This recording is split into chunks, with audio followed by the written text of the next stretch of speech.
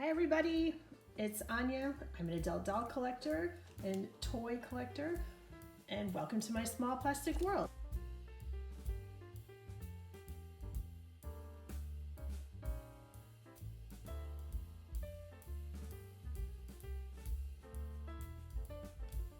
Okay, so here is my foam board I got from Dollar Tree.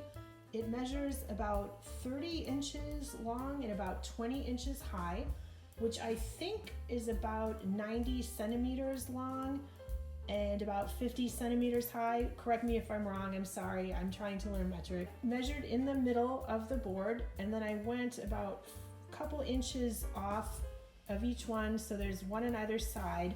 And on those two lines, that's where I'm going to very, very lightly cut the foam board. I don't want to cut through all the way because I want to be able to bend it. So I'm going to go ahead and draw lines so I can cut, and I'll cut it and I'll be right back. Okay, I've got my lines drawn here. I think they're fairly straight, but it'll just have to be good enough. And I'm gonna make my cuts. Wish me luck. It worked! Hooray! I managed. So now I'm gonna get the paper and tape that on.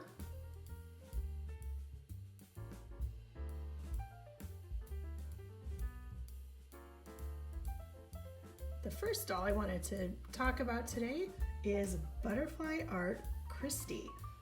This doll was from the late 90s, I want to say 1998, and this is her original outfit. She has a yellow crocheted bikini. You can see the top, and she is wearing the bottoms. You can see the string peeking out, but then she also came with this little denim mini skirt. She did not come with shoes, actually. She did come with a friendship bracelet on one of her ankles, but unfortunately that has been lost over time. She does still have her friendship bracelets on her arm.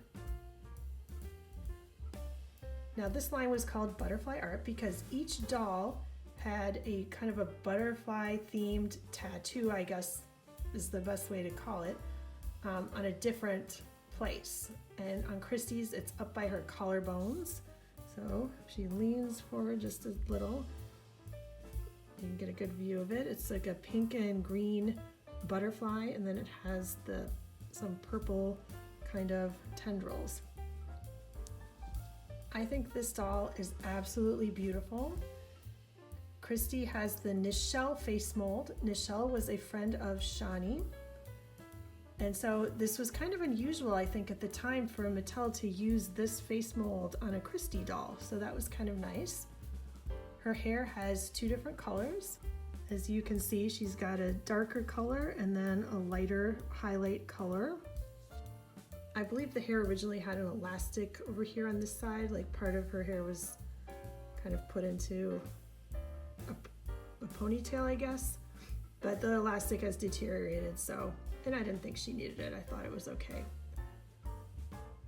She doesn't have a lot of articulation compared to, say, a made-to-move body or anything, but she does have the movement at the head. She can move her arm not only back and forth, which was sort of the typical way, but she can also move her arm out to the side, both of the arms, which was kind of, it was a nice addition to articulation for the dolls of this time.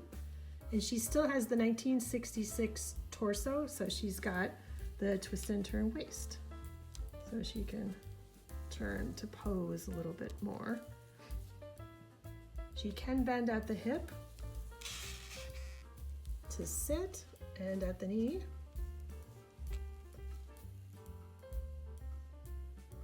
With the typical bend knee. So this is an outfit that I like to have on this doll. It's one of the BMR collection outfits. And as you can see, it's got a striped bodysuit with long sleeves. It's made out of a nice cottony blend material like a knit. And then it's got some nice khaki pants. And again, these feel like real pants. Both of these items of clothing feel like real items of clothing that a human person would wear.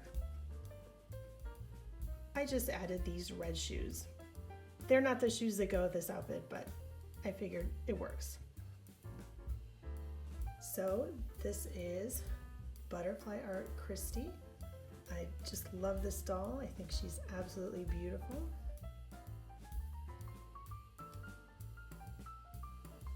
Next up, we've got the LA Girl Fashionista. The LA Girl Fashionista came in this shirt, which is kind of a light blue and white pattern. It's actually kind of a neat pattern, and it says LA Girl on it, which is a little silly, but it works. I kind of wish it didn't say that just because I do like the pattern, but it is kind of a cheapish, kind of that, you can hear that shiny kind of material. So it's not terrible, but it's kind of meh. And it does have this hem, kind of a serged hem at the bottom, and it opens and closes with Velcro in the back. And then she also came wearing this skirt. It opens with Velcro in the back, but as you can see, it's not the same material all the way around.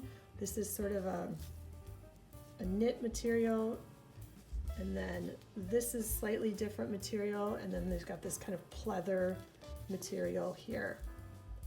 Now, back when this doll came out, I think it was about 2014. Comment down below if you know for sure and if I'm wrong. And honestly, I could not find this doll anywhere. It seemed like everybody else was getting this doll, and I would look and look. I looked everywhere. I looked anywhere that sold Barbies, and I never saw her out in the wild. I also rebodied her. She is on a made-to-move body. As you can see, I won't go into all the articulation points because there are so many, and I'm sure that we've all seen them a bunch of times at this point. This doll has the skipper face mold, which is kind of unusual on a doll that isn't a skipper. And she's got brown eyes and a beauty mark and a nice bright red lip, which goes with her outfit, which we'll talk about in a second. And one of the most interesting things about this doll, and the thing I really liked, is that she has not only just blonde hair, but she's got this great pink streak in her hair. She also has this undercut. So this side of her hair is shaved. I mean, not really, this is flocked on the doll. So as you can see, she's wearing a kind of a mini dress. It's actually made out of a kind of a wool type material. And I found it, I was in another state and I happened upon a doll shop, and of course I had to go in. I mean, how could I not? And I found this dress for sale. It was very inexpensive. I want to say I only paid like $5 for it. So as you can see, the top of the outfit has kind of this strap feature, and it's got a little red plastic button. It's not a real button, it's sewn down, but it still looks nice. And there's sort of a color block element with the white and the red. And then the skirt portion of the dress has these two kind of white designs. And as you see on the side here, there's a larger red plastic button. It's also sewn down, and it's a real button. The panels continue all the way around on the back. As you can see, it goes all the way around on the top and this part here. And there's a real working zipper that opens and closes the dress. So, I mean, this is really well made. So the outfit did come with two red nylon stockings. They are separate. And then it didn't come with shoes. I put these sort of sandals on the doll. I just thought they went with the outfit. So here she is, LA Girl Fashionista.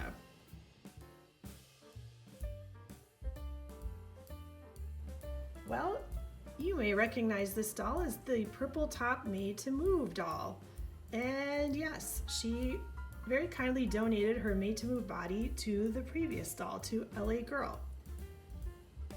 And I felt kind of guilty. So what I did is I swapped her head onto the LA Girl's Fashionista body. It has the typical 5 points of articulation that the fashionistas have, so she can move her head. The arms go out to the side, and then they go, back and forth.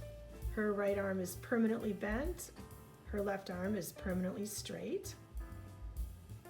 And she can bend at the hip to sit with her legs straight out.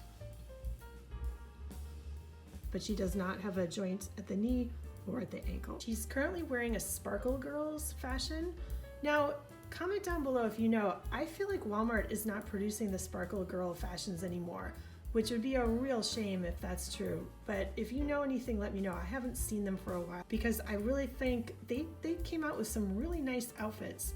For instance, this outfit. The top is actually, again, a cotton material, and it's real eyelet. Those are real embroidered holes, and there's really embroidery here that you can see all over the shirt with like a white thread. And this top part of the shirt here, the blue portion here isn't real embroidery, it's printed onto the shirt, but it still looks nice. And then this orange tassel here, it seems like it's made out of, you know, thread or maybe embroidery floss or something, so it's real. And I think it adds a nice pop of color. And the outfit also came with these sort of capri jeans, and again, they're really more, they feel like a very thin, extremely thin denim material, and they're hemmed nicely on the edge, and then they just have an elastic waist. And I put her in a pair of Barbie sneakers. I gave her this Barbie watch from, I believe, a fashion pack, just because I thought it looked nice with the outfit. So now I don't feel so guilty for taking her body because I think she's very cute like this. So that's what I've got for you today. These three beautiful dolls. Thank you so much for joining me, and thank you so much for watching my videos and visiting the Small Plastic World. And we'll see you soon. Bye.